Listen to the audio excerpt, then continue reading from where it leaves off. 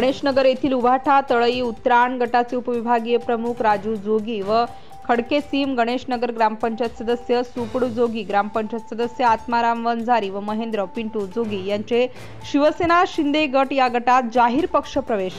माननीय आमदार आबासाहेब चिमणरावजी पाटील व जिल्हा बँक जळगाव उपाध्यक्ष दादासो अमोल चिमणराव पाटील यांच्या नेतृत्वात जाहीर पक्ष प्रवेश।